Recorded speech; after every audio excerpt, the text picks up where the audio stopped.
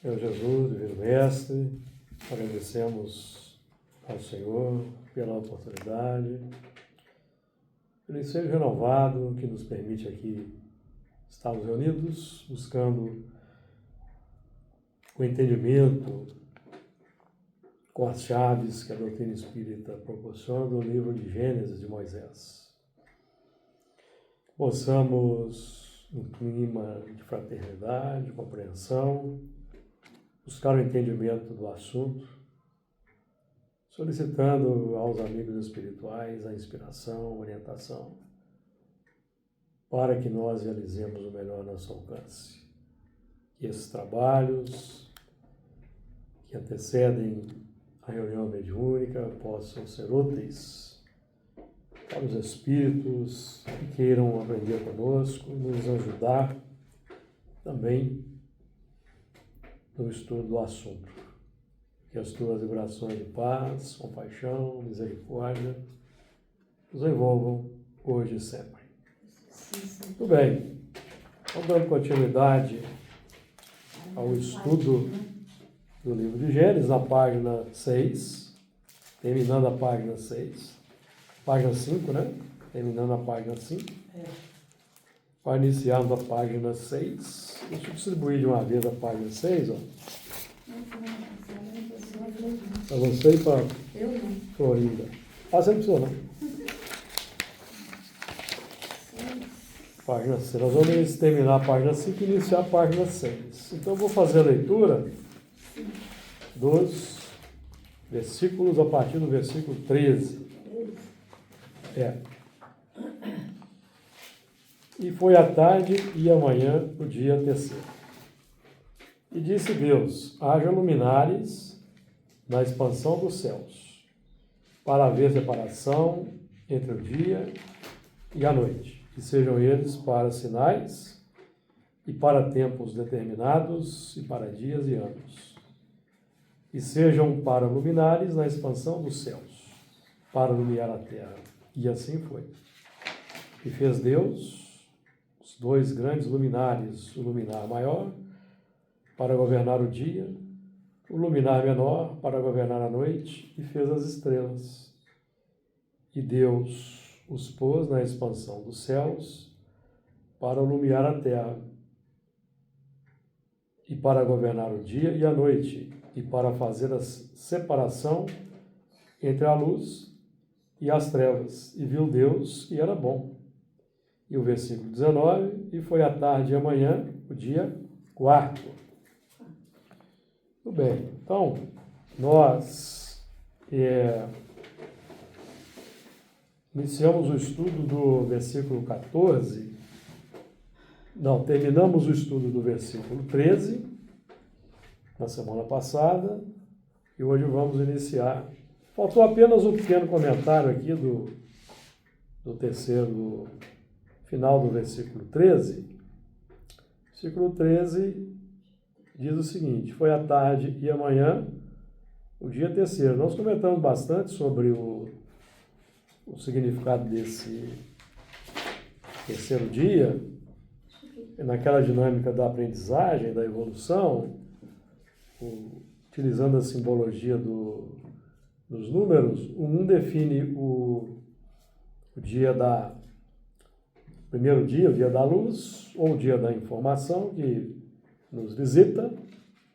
O 2 é o período da formação dessa informação. E o 3 é o da transformação, em que o trabalho da recepção ou a chegada da informação, que define a semente que recebemos, ou a luz, é isso que nos visita, é consolidado ou é concretizado pelo movimento do número 2, que define a associação da razão e do sentimento. A razão, ela recebe a informação e o sentimento vai formar aquela informação. Porque o sentimento tem que entrar no circuito, porque se o sentimento não entrar no circuito, não há transformação. Transformação é definida pela alteração dos nossos sentimentos, segundo essa nova proposta. Como se fosse uma equação, né? É, uma equação. 1, 2, 3. Certo? Então, 1 representa a chegada da luz. A luz aí que é irradiada por quem? Pelo luminar, os luminares colocados no céu, que são mensageiros divinos, os profetas, os messias, são aqueles que transferem para nós, de forma legítima, os verdadeiros profetas, o conhecimento. Então nós, no campo da experiência física, plano das águas, plano da encarnação, lembrando que o corpo físico é formado por água, então no plano das águas nós vamos então implementar, vamos formar essa nova informação no mundo interior pela vivência.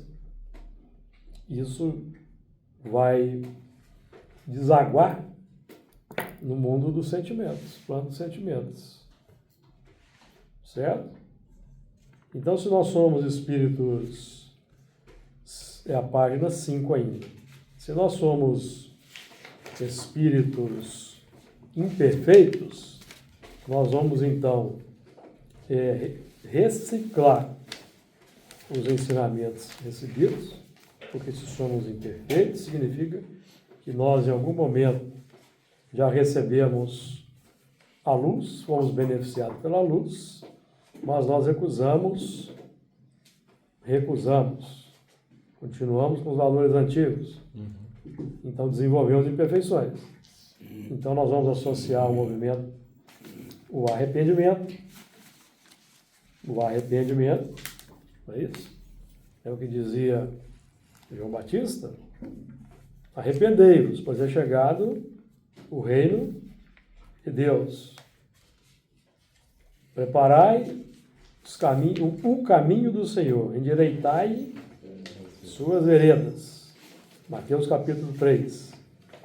Então, se eu vou endireitar as veredas, é porque houve um movimento de desvio. Houve um movimento de desvio.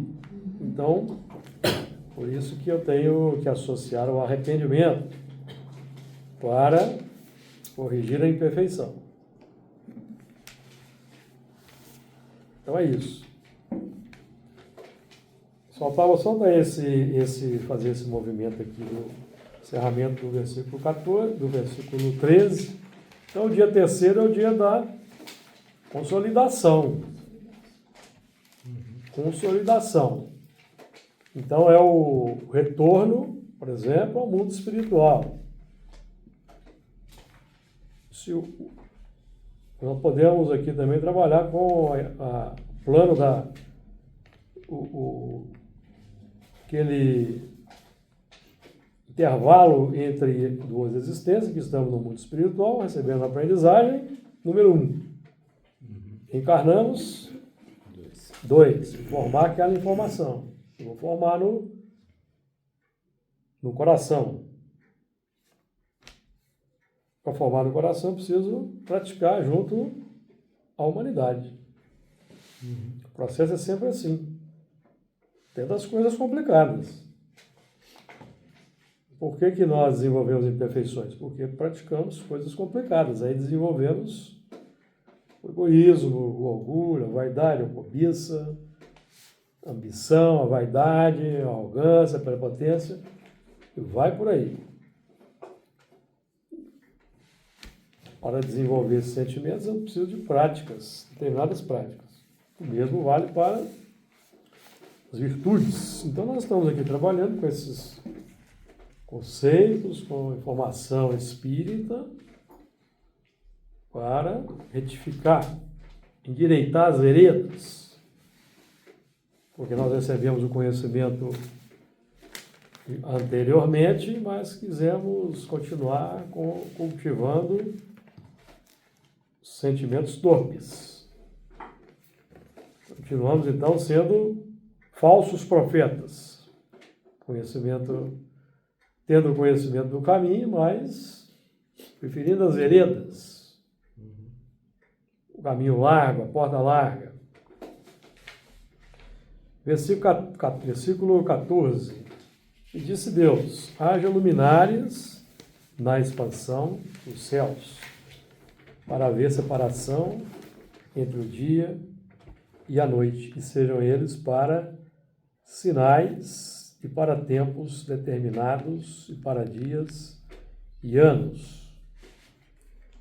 E disse Deus, aquela expressão sempre repetida naquele movimento didático das revelações escalonadas, em que vamos recebendo novas informações a partir da assimilação de anteriores.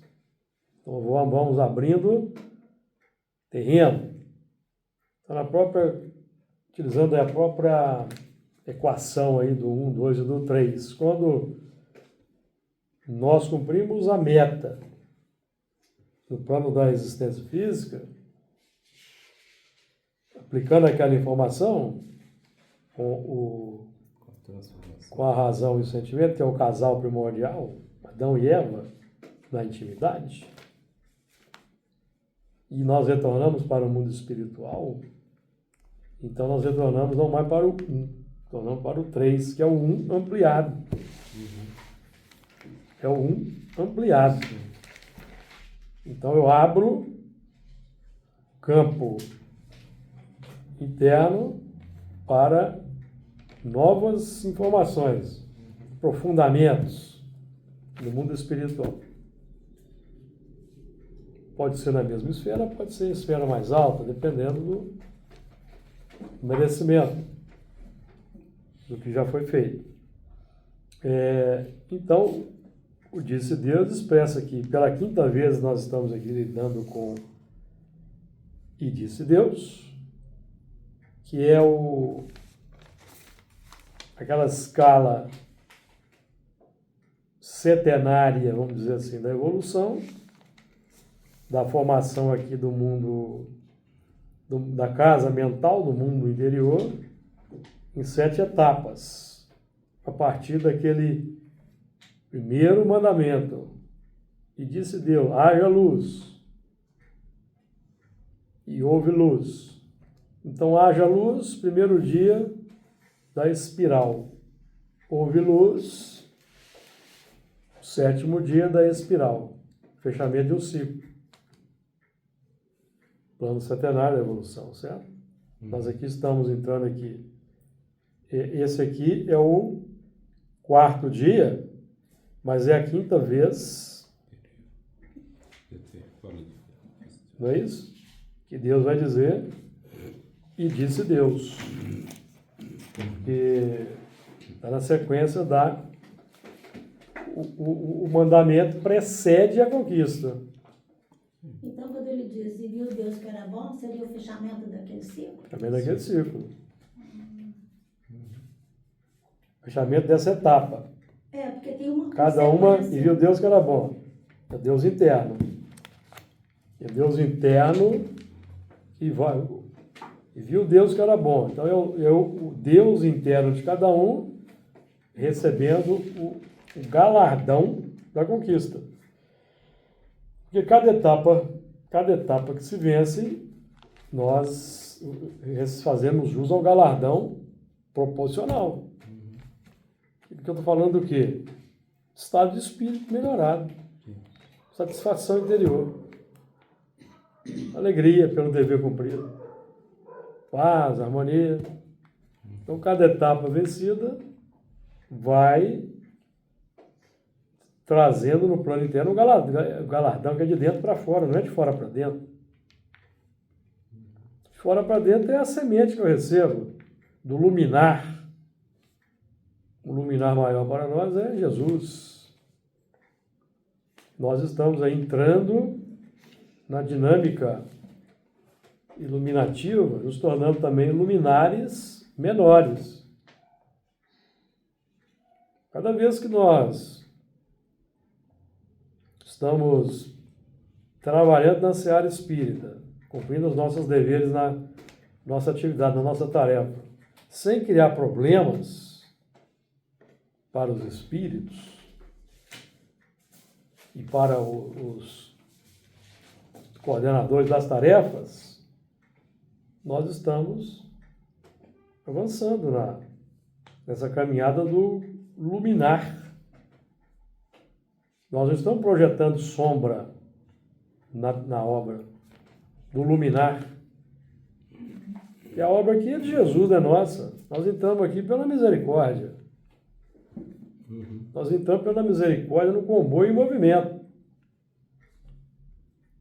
Cada um chegou por uma razão, foi chamado de alguma maneira. Isso não importa. O que nós não podemos é entrar no comboio cuja porta se abriu pela misericórdia e trazer problema, confusão, discórdia, desavença no seio da tarefa. Porque eu estou enxertando treva no movimento da luz. Certo? Qual que é a postura para a gente evitar fazer essa interferência? Humildade. Humildade. Certo? Sim. Respeito por aqueles que estão ali coordenando. É o mínimo que se pede, viu? Respeito pelos diversos coordenadores da tarefa. Então, esse é o grande problema, o problema que nós vemos nas atividades. Leva muita gente a separar, a sair das casas por uma falta de submissão a diretrizes. Certo? Então, não estou falando aqui submissão a pessoa tal, pessoa tal, pessoa tal. Submissão a uma hierarquia já definida na casa, nas casas. Isso Pode ser trocada, essa ordenação pode ser trocada. Certo? Foi o problema do Judas, por exemplo. E Judas queria ditar diretrizes, como agir. E queria ditar diretriz para Jesus. Tem cabimento? Uma situação dessa? É quando a gente acredita mais em nós mesmos, entendeu? A gente acredita mais em si mesmo do que em Deus. Né? A gente acaba gerando confusão. Acredita mais. Então o eu tem mais valor do que o eu. Fecha lá por causa das aleluia.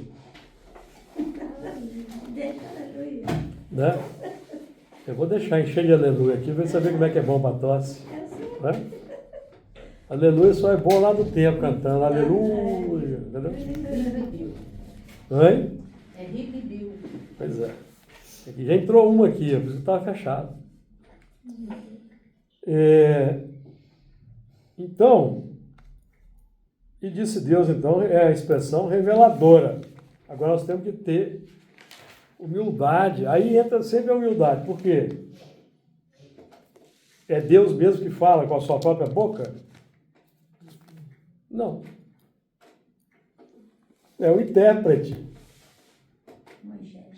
que fala. Certo? É quem tem autoridade, no caso aqui, Jesus. Quem tem autoridade. Certo? No caso de Jesus aqui, o pessoal gosta de lembrar sempre Paulo, em Hebreus, falando para nós sobre quem é Jesus, certo? Hebreus 1, 1 a 3. havendo Deus antigamente falado muitas vezes, de muitas maneiras aos pais pelos profetas, a nós falou-nos nesses últimos dias pelo Filho, a quem constituiu herdeiro de tudo, por quem fez também o mundo. É pouca coisa? O que vocês acham? O qual, sendo o resplendor da sua glória, porque Deus não revela a sua glória por si mesmo. Nós é que revelamos a glória de Deus quando a gente entra no circuito, sendo multiplicador divino, Co-criadores, né? a glória é nossa, que é a felicidade, a paz, está entendendo? O qual, sendo o resplendor da sua glória e a expressa imagem da sua pessoa, e sustentando todas as coisas pela palavra do seu poder. Então não é pouca coisa. Esse elemento aqui não é pouca coisa. A gente vai quando era romano, olhava para ele assim, gente, que caboclo é esse aí? Esse cara é maluco, é doido, o que está passando aí nessa cara? Claro, a gente, sabe, ficou cara a cara com ele lá, assim, olhava para ele. Mas a gente foi impactado, de alguma maneira fomos impactados, certo? Porque estamos aqui hoje, 2000 anos depois, né? Daqui a 2030 completa 2000 anos exato. Muito longe. Nós estivemos lá, né? Exercendo aqueles fatos espantosos. Então, e disse Deus aqui, expressão reveladora para que haja morte de certos padrões e a vida de novos padrões. Mas nós vamos lembrar de Paulo dizendo que a letra mata e o espírito vivifica. Nós temos que concordar com a morte, porque estamos falando aqui da morte do egoísmo, o homem velho. Nós temos que concordar, porque o egoísmo assim de imediato, a satisfação do egoísmo para o imediato é agradável para nós ainda, certo? É agradável. Então a gente tem que procurar satisfazer o egoísmo, o amor próprio, como os Espíritos aconselham no Livro dos Espíritos, em família. Que já é uma quebra do egoísmo crasso, está entendendo? Em família. E aí já está havendo um emprego das coisas, dos bens, de uma forma altruísta, pelo menos para um grupo. Certo? Por isso que no Livro dos Espíritos fala que sem a família seria um retorno à barbárie. Retorno à barbárie. Nesse sentido aí. Exatamente, retorno à barbárie. Então a família é uma conquista da civilização que representa caminhamento para a sublimação dos sentimentos. Cadinho depurador.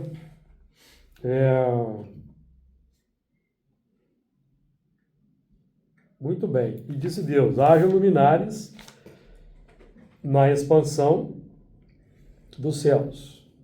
Então os luminares são componentes irradiadores da luz. Nós temos os luminares aí,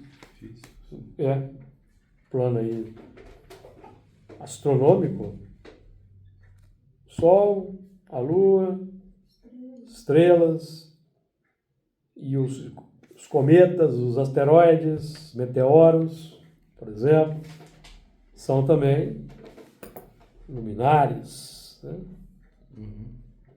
Nós estamos trabalhando com conceitos aí do símbolos para o nosso mundo interior, certo?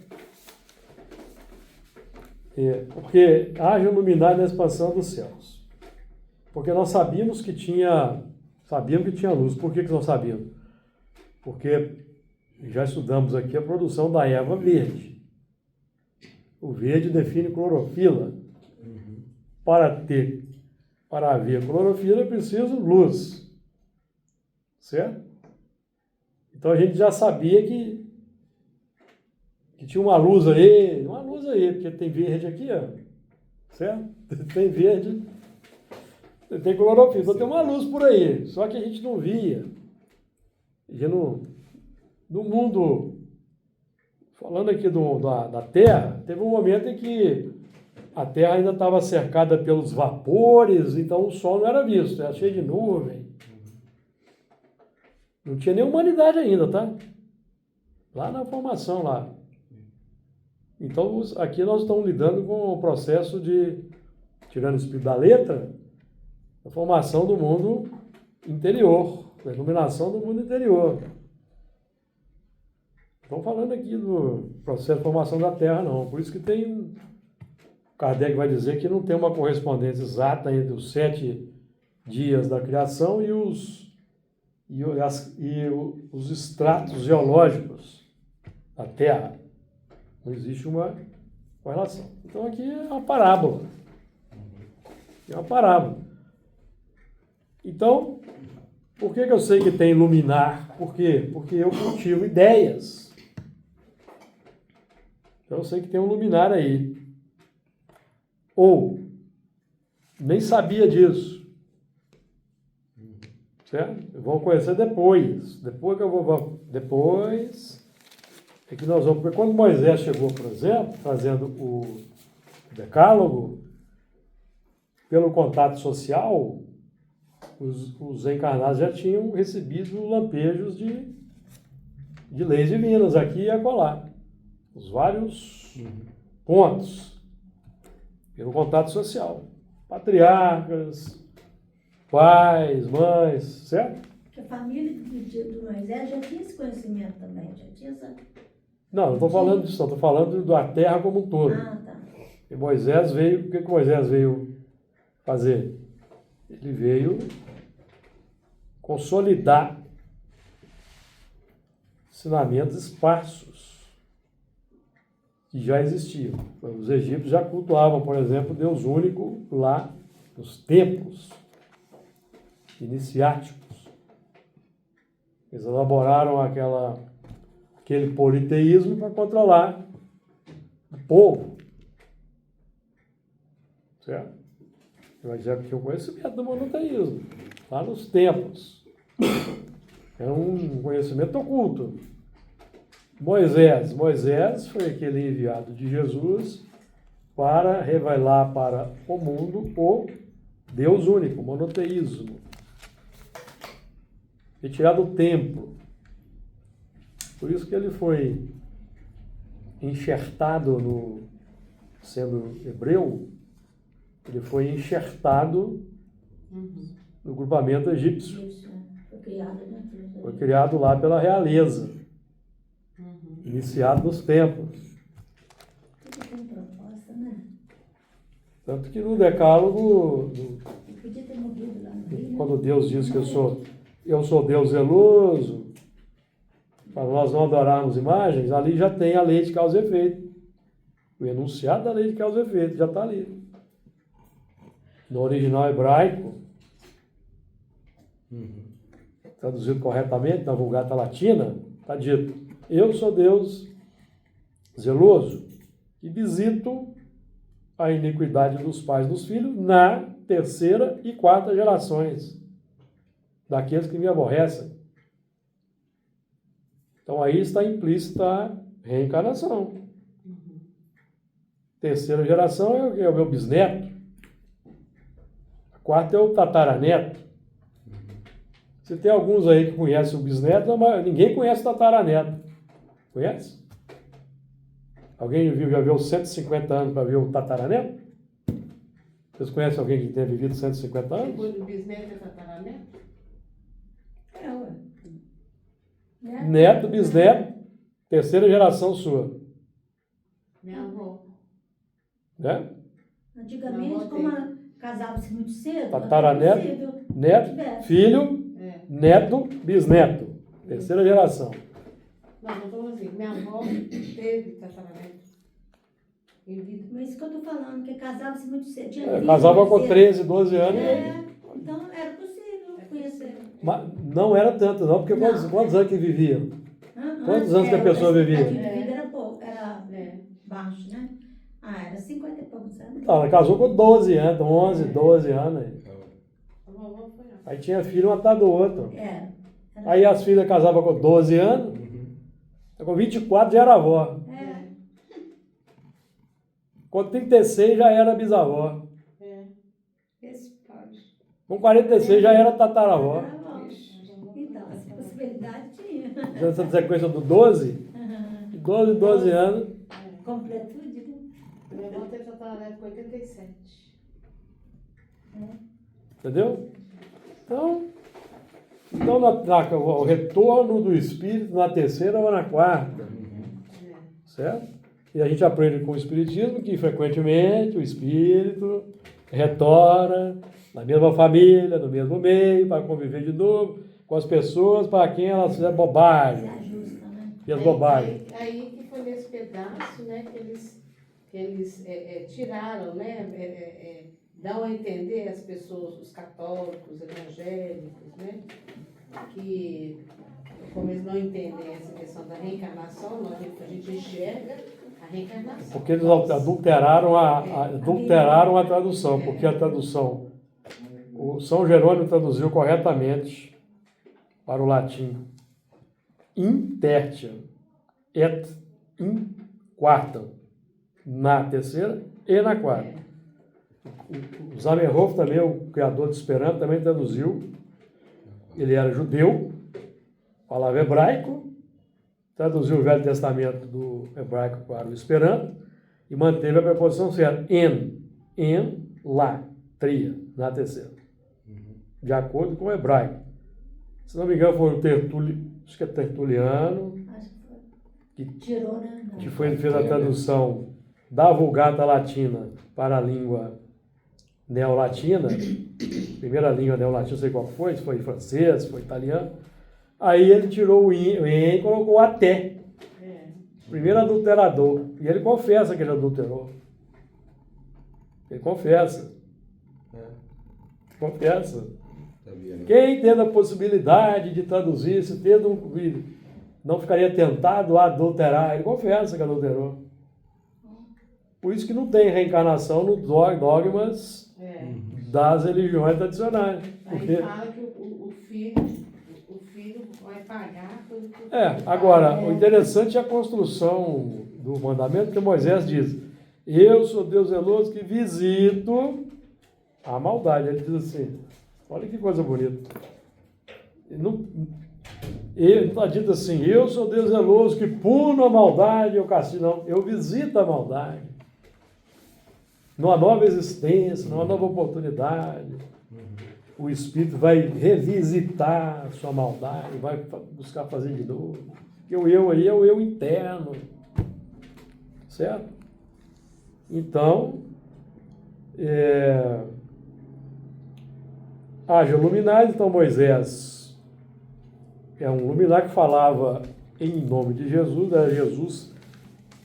Nós aprendemos nos Espíritos que era Jesus quem guiava os profetas, começar de Abraão, depois Moisés, passando aí depois por Daniel, por Isaías, Ezequiel, Jeremias.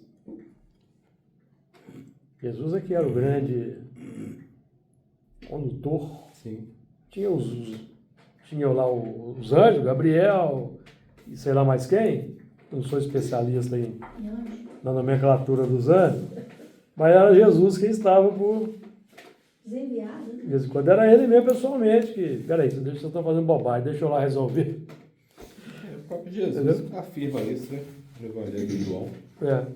Que era ele que estava ali. Exatamente. É ele.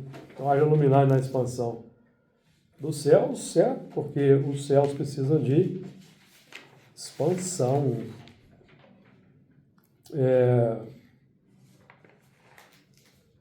Então aqui, nós estamos trabalhando aqui, já podemos aqui inserir, por exemplo, o movimento natural da influência oculta dos espíritos em nossas vidas. podemos aqui falar dos espíritos que estão aí no mundo espiritual influenciando, inspirando as ideias. São luminares menores, nós temos que saber se as ideias vêm de de mana ou de uma fonte boa. Então, haja luminares. Alguma coisa, Luiz, você quer falar? Não, eu ia falar que esse menor aí, ele não é nada depreciativo, né? Ele, embora seja menor, ele também está ali para orientar, para governar, né? Porque tem um escalonamento. Pois é. Escalonamento. Então não é porque ele é menor que não tem importância, né? Não, exatamente. Ao contrário, né? Escalonamento. Então, eu não dou conta de... Vamos dar um exemplo aqui. Eu não dou conta de seguir Jesus, mas então você pode seguir Kardec, não pode? Não é o luminar menor? Pode imitar Kardec. Isso mesmo. Não estou diminuindo Kardec, mas eu não dou conta de fazer o que Jesus fazia, não, mas muito para mim. Então Kardec vai ser meu modelo e guia. Tá bom demais. O Chico vai ser meu modelo e guia. É um ótimo padrão de conduta, ou não é? Direcionamento. Então, qualquer um que está nessa linha da prática do bem buscando praticar o bem vai se tornar exemplo. Por bem ou por mal. Sim. Então, por isso que nós estamos nos esforçando aqui para sermos bons exemplos. Luminares de ideias de acordo com a sã doutrina, como dizia Paulo. E não mais irradiar complicação no mundo, que já está cheio de complicações. Então, por isso que nós vamos ter esses luminares, nós falamos em Sol, falamos em Lua, falamos em cometas, falamos em meteoros, que são aí as graduações dos luminares. Vai ter luminar que vai atender toda a necessidade. Certo?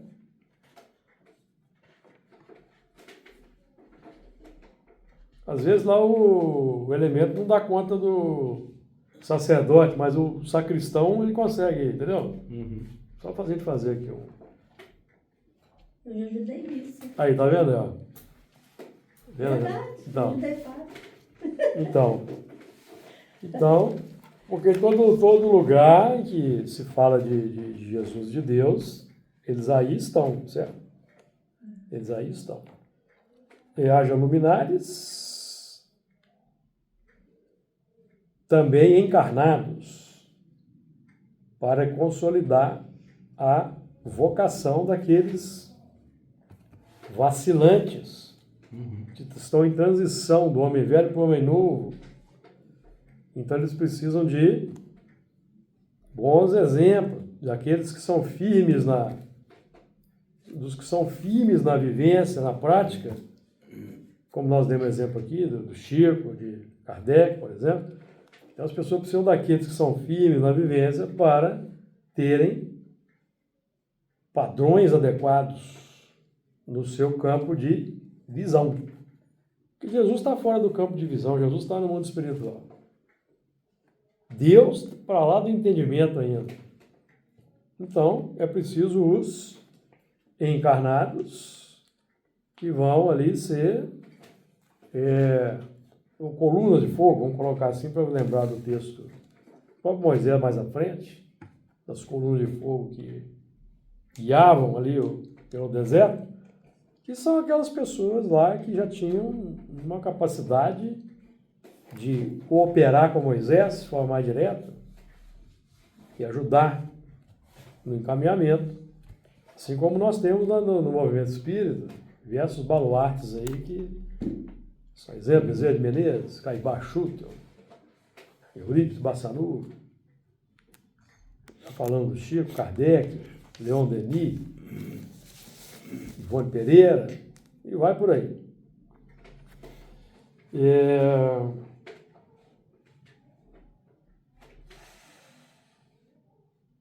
Então, esse iluminar nós, à medida que nós vamos recolhendo a luz do Cristo, fazendo aí a fotossíntese, nós vamos assimilando a nossa parte, nos alimentando dessa parte, nos glorificando com essa parte, nós vamos entrando no processo de continuidade, crescer e multiplicar-nos. Então começa lá com um asteroide, um cometa, depois vir a Lua, tem que vai chegar a ser Sol um dia. Vai ser um luminar maior. Lá na frente, uns milhões de anos aí para frente. Vem? Um vagalume assim. Pirilampo aí, vai por aí, certo? Haja luminagem na expansão do céu para haver separação. Nós já temos trabalhado bastante essa separação, primeiramente no plano conceitual, certo? Separação que nós vamos fazer no plano conceitual pela nomeação e a identificação das coisas e nomeação. Então, reconhece-se o verdadeiro espírita por domar suas inclinações más. Então, eu tenho que dar nome às inclinações más. Eu tenho que conhecer, identificar as inclinações más. Questão 919 lá. Homem, conhece-te a ti mesmo. Certo? Deixa eu ver um detalhe aqui que eu tinha... Não, isso está na outra página. Deixa eu ver se está na outra página. Não. Para haver separação, então, é o momento da identificação no mundo interior entre o certo e o errado. E eu tenho que ter como, nós espíritas, temos que ter como base sólida, bem consciente, por quê? Porque nós aprendemos aqui na questão 629. Que definição se pode dar da moral? A moral é a regra de bem proceder, isto é, de distinguir o bem do mal. Funda-se na observância da lei de Deus. Então, distinguir o bem do mal tem o seu fundamento na observância da lei de Deus. O homem procede bem quando tudo faz pelo bem de todos, porque então cumpre a lei de Deus. Então, o fator de diferenciação é a lei de Deus, que foi muito bem definida, didaticamente colocada por nós, para nós por Moisés, no Decálogo. Isso, o Decálogo é um código perfeito, tem todas as características de uma verdadeira revelação. Aprendemos estudando a Gênese, capítulo 1, Kardec trabalha o assunto. Então, elas têm todas as características de uma revelação divina, porque são leis que valem para todos os tempos, todos os povos. São leis importantes, que Jesus resumiu em duas. Então, para haver separação. Então, nós temos, por exemplo, no Livro dos Espíritos, elementos que nos ajudam a fazer a separação, a identificação. Por exemplo, questão 913. Nós vamos encontrar na 913. Kardec perguntou: dentre os vícios, qual se pode considerar radical? Temos dito muitas vezes o egoísmo. Daí deriva todo o mal. Estudai todos os vícios e vereis que no fundo de todos há egoísmo. Por mais que lhes deis combate, não chegareis a extirpá-los enquanto não atacardes o mal pela raiz, enquanto não lhe houverdes destruído a causa. Tendam, pois, todos os esforços para esse efeito, porquanto aí é que está a verdadeira chaga da sociedade. Quem quiser, desde esta vida, ir aproximando-se da perfeição moral, deve expurgar o seu coração de todo sentimento de egoísmo, visto ser o egoísmo incompatível com a justiça, o amor e a caridade. Ele neutraliza todas as outras qualidades. Então, se nós temos que combater o egoísmo para nos aproximar da perfeição moral, segue-se que o egoísmo é uma imperfeição moral. Como é que foi gerado? Pelo abuso de que se acresceu à vontade, que é estudado aqui na questão 913, 907. Certo? O abuso das leis naturais. Se o abuso da lei de conservação, querendo ter mais do que eu tenho condições, eu vou assambarcar ou vou roubar. Já tem um mandamento lá, não roubareis. Então a cobiça é tão grande. Aqui na Terra nós não nos contentamos com o que temos, cobiçamos o que não temos e não podemos ter. Quando alimentamos isso, vamos gerando perfeições. E podemos chegar às raias do roubo. As raias de assambarcar os bens do próximo. Estou trabalhando aqui só com conceitos dos espíritos. E aqueles que assambarcam os bens do próximo, o Evangelho segundo o Espiritismo, capítulo 9, item 5, serão expulsos da terra. Então, se eu não combato o egoísmo, deixo o egoísmo crescer, porque eu não concordo com as leis de Deus, que esse é que é o movimento, rebeldia. Não concordo com essas leis. Aqui na terra, os salvos quem puder, o mais forte predomina, e vamos em frente. Vai acabar sendo expulso da terra.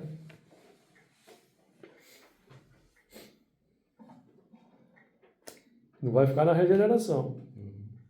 Certo? Então,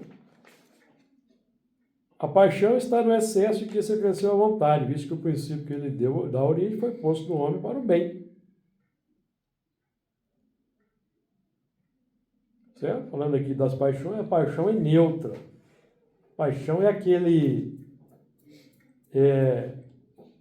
elan, vamos dizer assim, que nos faz entusiasmar, nos apaixonar por alguma coisa que um sentimento aponta. Então eu posso ter paixão pelo time de futebol, ou eu posso ter paixão pelo estudo, pela tarefa, pelo trabalho. A paixão é neutra. O que vai guiar a paixão é o sentimento subjacente. O ciúme pode gerar paixão doentia. A inveja. Então, hoje a palestra que eu ouvi falou sobre isso. Vamos estudar esse da casa espírita, vai na casa espírita e vai na tarefa. A primeira vez que você vai na tarefa, você apaixona pela tarefa. Mas se você não der continuidade, aquela paixão vai indo. Soria. Porque paixão não é duradoura. Não é amor. Né? Aí você tem que criar amor pela tarefa. Isso. Aí se você não for, não continuar, aí você vai... Você vai ter que aprender, a continuidade vai fazer com que nós desenvolvamos o prazer de estar ali presente. Sim. Isso depende um pouco também do que você faz com que essa tarefa te transforme, te modifique também. Porque se você mantiver a rebeldia, você acaba caindo fora da tarefa. Ou então você pode ser expulso da tarefa, né? Ou então... Coordenação pode chegar à conclusão que você está sendo um pode elemento também. complexo ali Claro, e te retira. sim. Claro. Porque está escrito aqui no Evangelho segundo o Espiritismo. Preferiu cair um homem do que todo um grupo vir Sim. a cair um homem ou uma mulher, tá, gente? Não é só homem, não. Não sei. Não, não. Nós sabemos. Eu estou só aproveitando aqui, né? Para as meninas não ficarem aí, né? Mas- Isso aí só diz mas respeito mesmo- para homem aí, na mulher não está fora. Se você não. Isso vai para tudo na vida da gente. Né? Você tem um relacionamento, você não conversa. Naquele momento você vê, você não, estou apaixonado. Mas se você não dá aquela continuidade do conhecimento, de ver, ele vai esfriando. A tarefa é a mesma coisa. Mesma coisa. Aí, continuando nessa dinâmica da identificação e, consequentemente, operação propositiva, tem a questão 914 na sequência da 913. Ó. Fundando-se o egoísmo no sentimento do interesse pessoal, bem difícil parece extirpá-lo inteiramente do coração humano. Chegar-se-á a consegui-lo? À medida que os homens se instruem acerca das coisas espirituais, menos valor dão às coisas materiais. Depois, necessário é que se reformem as instituições humanas para que o entretêm e excitam. Isso depende da educação. Então tem um movimento duplo. Esse combate ao egoísmo tem que ter uma ancoragem na sociedade. Porque se não houver essa ancoragem na sociedade, Esse movimento, né? a sociedade continua a mesma e vai retroalimentando o egoísmo. Então é preciso o quê? Reformar as instituições humanas que entretêm e excitam o egoísmo. Na 917, Kardec fala mais coisa. Aí já é Allan Kardec, na 917, se não me engano, na 917. Deixa eu ver aqui. Na 917, deixa eu ver se é lá mesmo. É aqui, ó.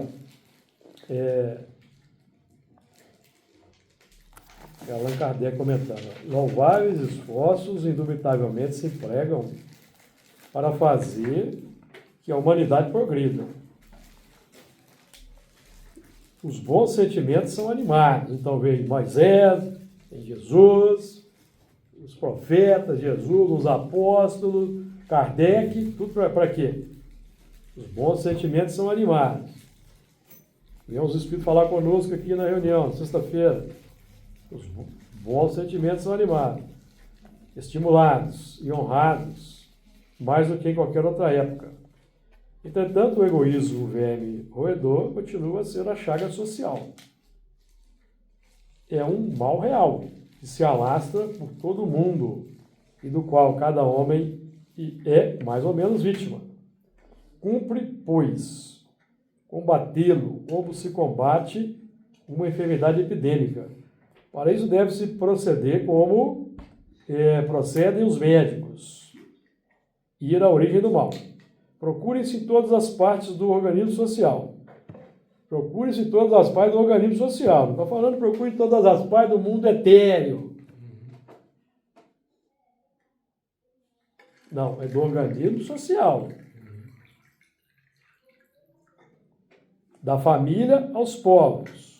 Da choupana ao palácio, todas as causas, todas as influências que ostensiva ou ocultamente excitam, alimentam e desenvolvem o sentimento do egoísmo. Então, a doutrina espírita é uma doutrina que, se nós não ancorarmos o estudo com a prática na vida social, nós estamos perdendo tempo. Se não houver a contrapartida da busca pela vivência no campo social, em que eu vou me esforçar por desenvolver virtudes junto das pessoas, no mundo normal, no mundo comum, eu vou continuar sendo um elemento que vai receber a iluminação do conhecimento, volta para casa, passa o dia em casa, no trabalho, mas quando eu volto aqui para cá, eu continuo mesmo e eu vou continuar trazendo complicação para o trabalho. Por isso que tem essas normas, eu repito sempre aqui, por isso que tem as normas, assiduidade, pontualidade, comprometimento. Isso é um capricho da coordenação dos espíritos? Não.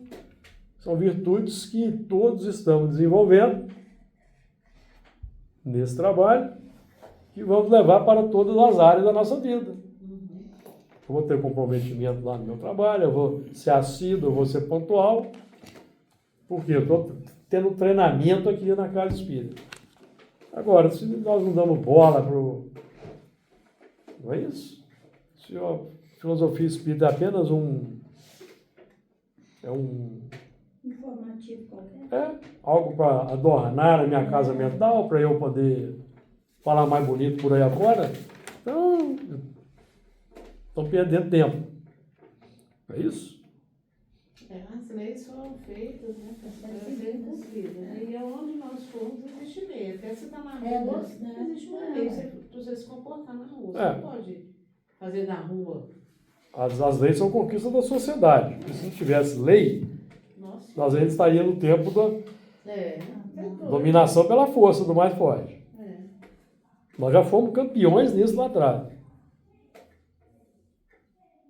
Agora é outro momento. Certo? Tudo bem, amigo. Nosso tempo está aqui no finalzinho. Semana que vem nós terminamos aí. Para que haja expansão entre o dia e a noite, sejam eles para sinais e para tempos determinados.